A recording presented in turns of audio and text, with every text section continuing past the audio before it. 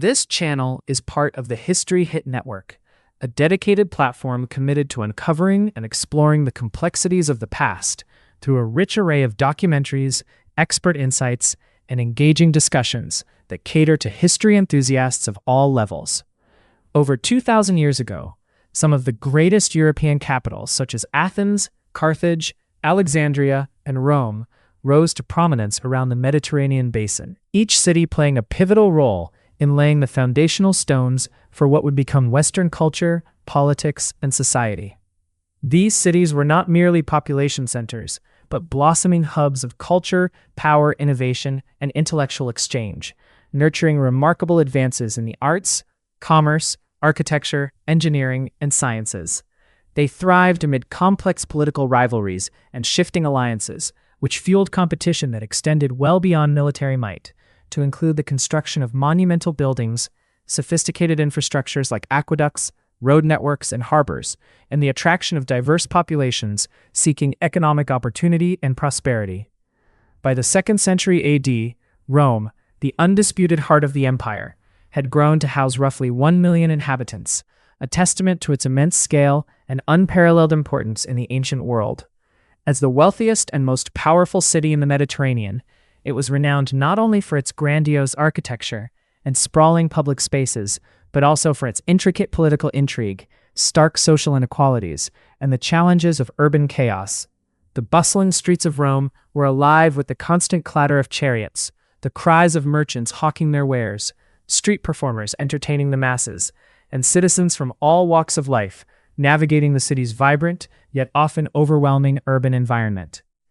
The iconic Colosseum, inaugurated in 80 AD, stood as a monumental symbol of Roman engineering prowess and cultural life, hosting gladiatorial games, theatrical spectacles, and public events that reinforced imperial glory and fostered a sense of social unity across diverse populations.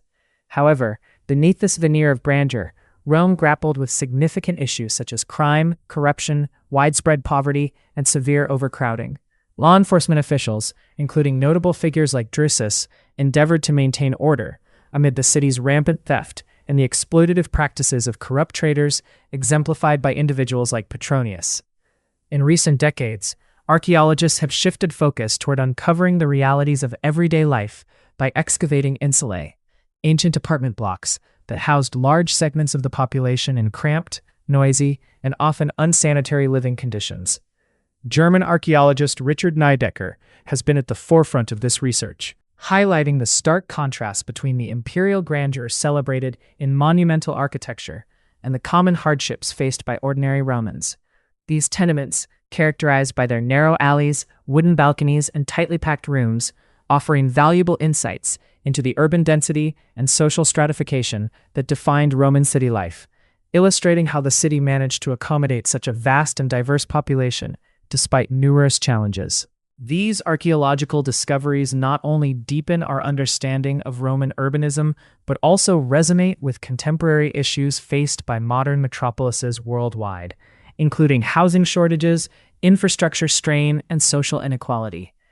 As ongoing research continues to unearth new findings and perspectives, our knowledge of ancient Rome's daily life, societal structures, and enduring legacy grows ever richer, reminding us that the past remains a vital key to understanding both our present and future. They are Rome's policemen, respected and feared figures embodying the authority and ruthlessness needed to maintain order in the sprawling city, whose population swells with a mix of citizens, slaves, freedmen, and foreigners from across the empire.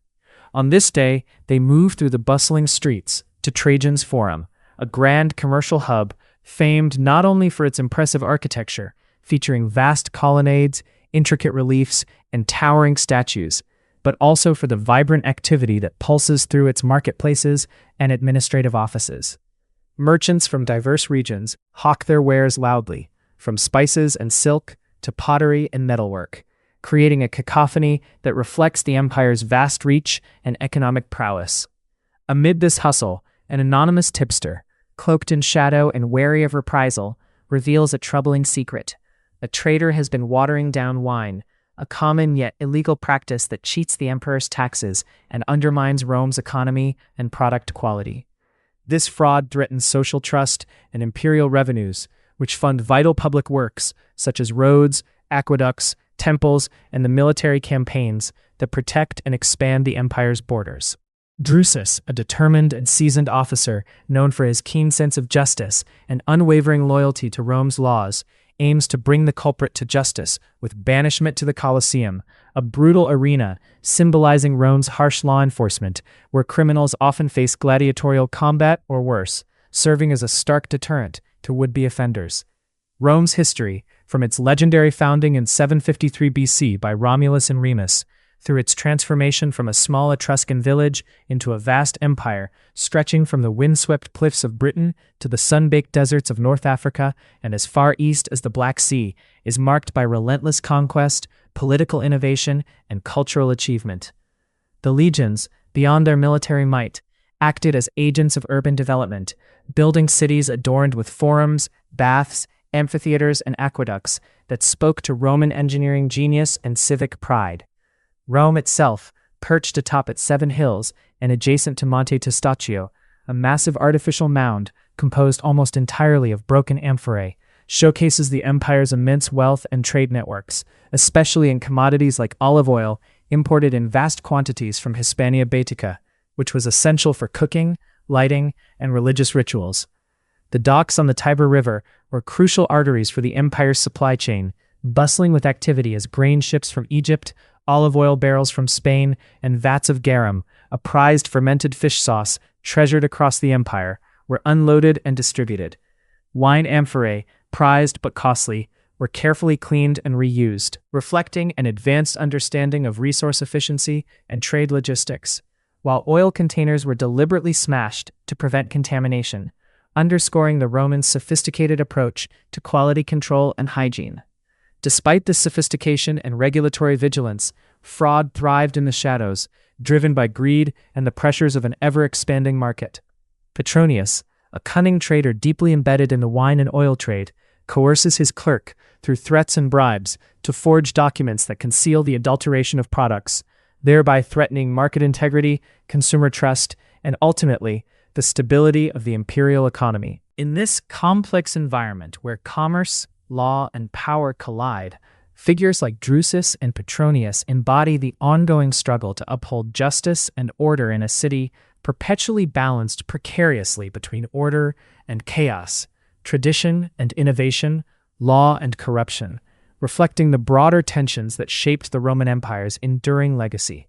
Catronius, the immortal skeleton, stands motionless and unaware amid the shadowed ruins, his hollow eye sockets fixed in eternal vigilance, while Drusus, moving with calculated stealth and determination, steadily closes the distance through the labyrinthine remnants of crumbled stone and overgrown vegetation that cloak the ancient site.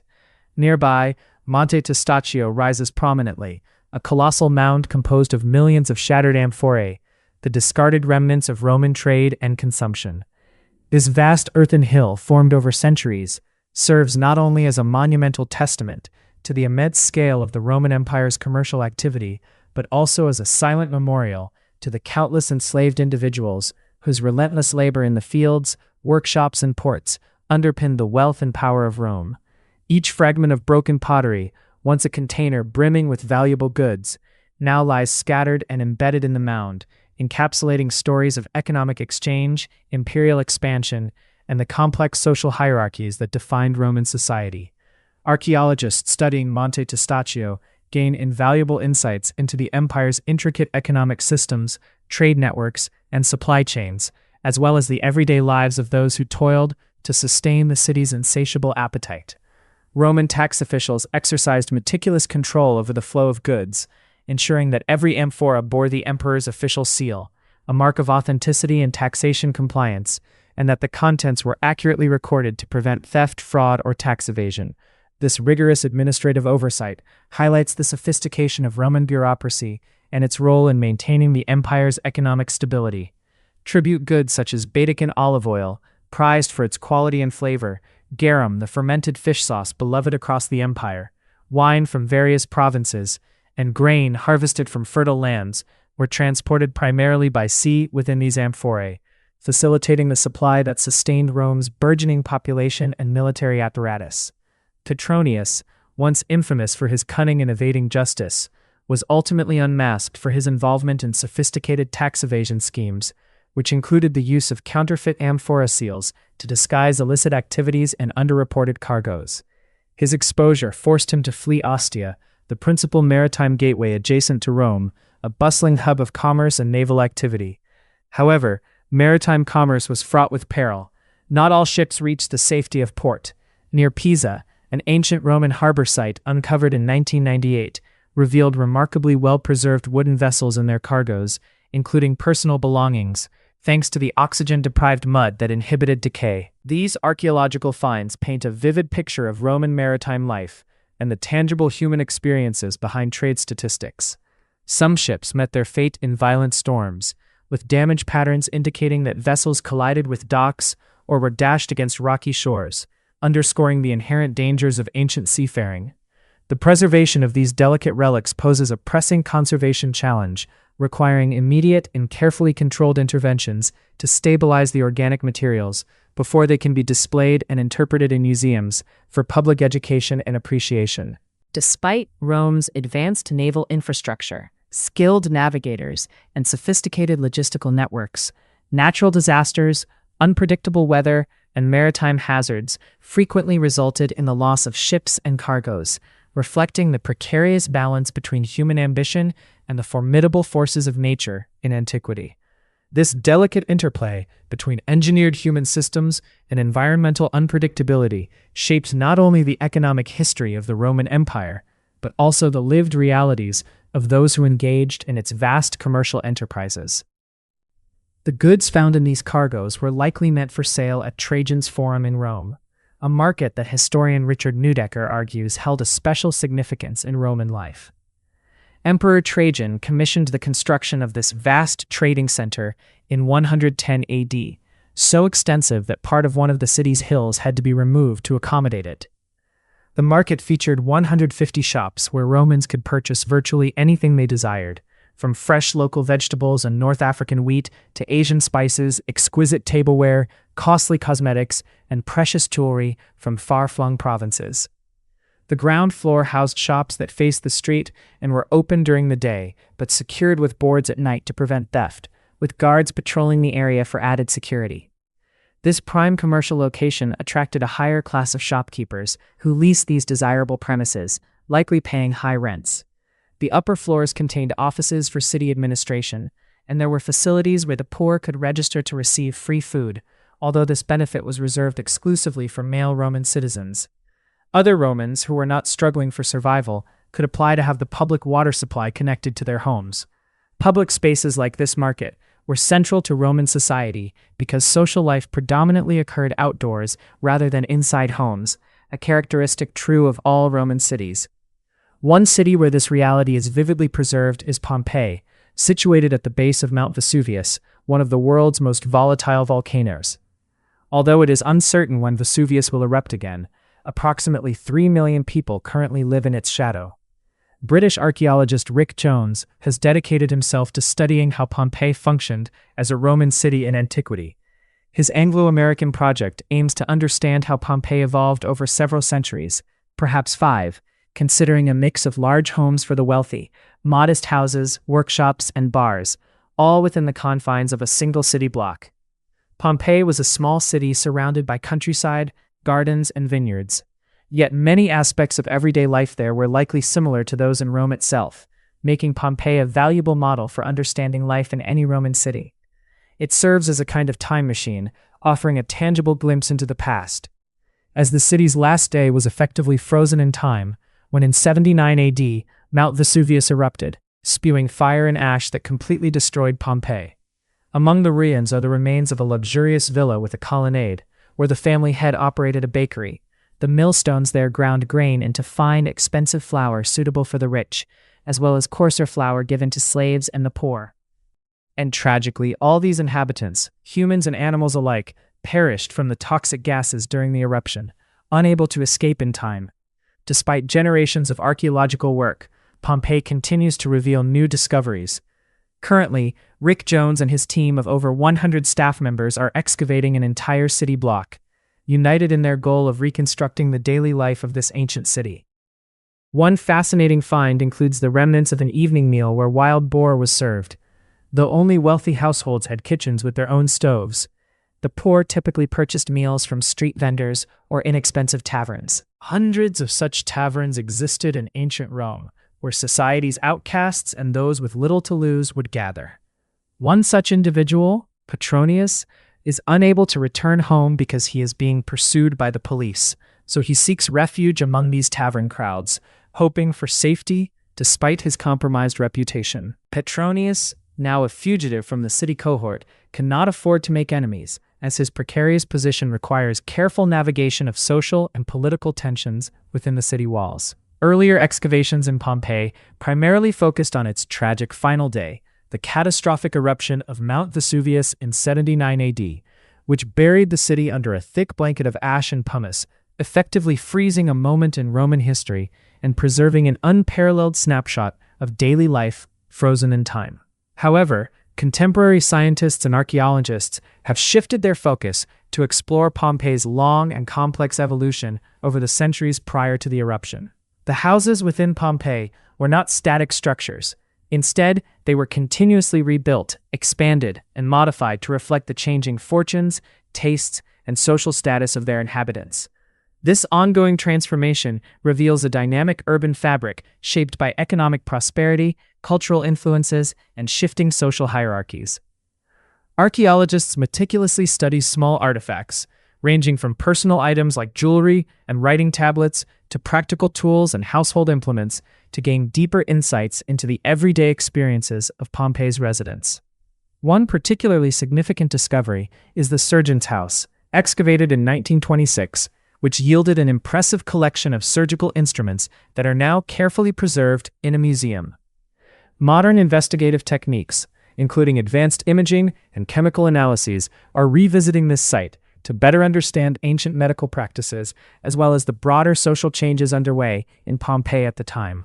These studies reveal a growing socioeconomic divide within the city. The wealthy elite became increasingly affluent and powerful, expanding their homes to include luxurious mosaics, vibrant frescoes, and ornate fountains that showcase their status and taste, while poorer residents were often confined to cramped, modest quarters or lived as servants and slaves, performing essential but low-status labor.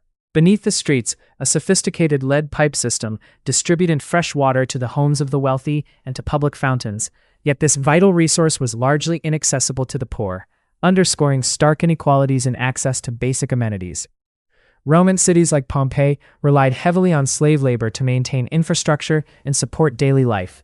Innovations such as aqueducts and hypocaust heating systems improved living conditions for some but left many others marginalized.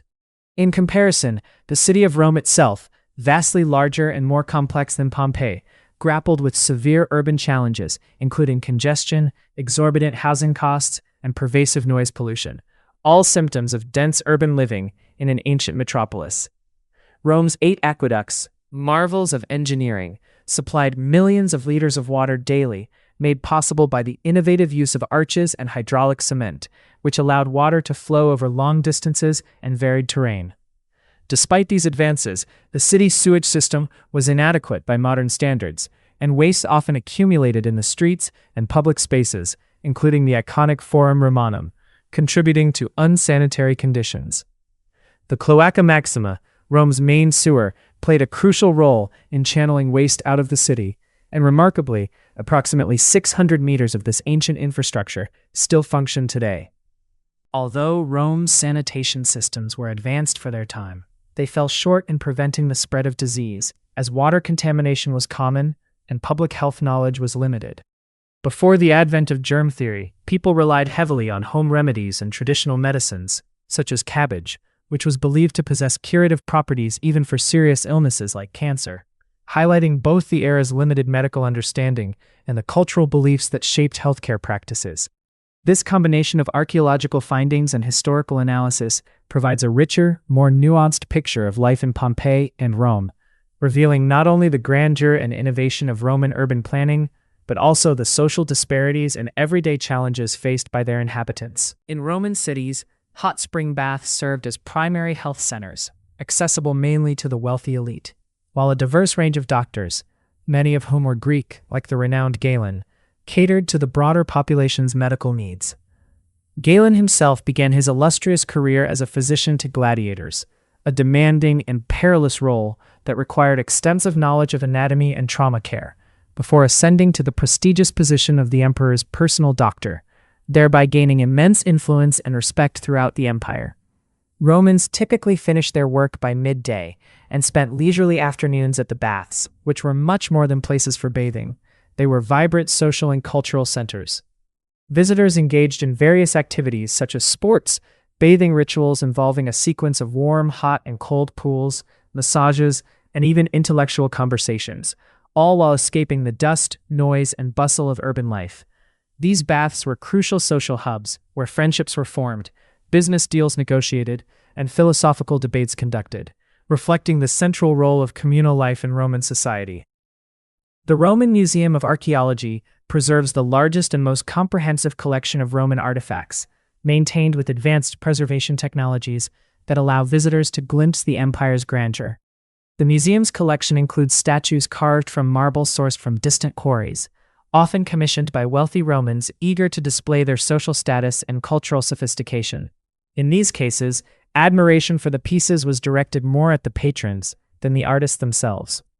Within the museum's vast storerooms lie everyday household items alongside magnificent palace artifacts, offering a vivid reflection of the city's opulence and the diverse lives of its inhabitants. Romans placed great value on beauty and craftsmanship, even in mundane objects like cooking utensils, which were often decorated with intricate animal and mythological motifs, underscoring the cultural importance of artistry in daily life. Money wielded immense power in Roman society, as votes, public offices, and legal decisions could be bought, all amid a constant atmosphere of political intrigue and threats from rivals and traitors. At night, while the city prepared for the following day's activities, the streets could become perilous, threatened by robbers and occasionally escaped wild animals. The arrest of Petronius, a prominent figure, marked a personal nightmare that starkly illustrated the vulnerability of individuals in a vast and often indifferent city.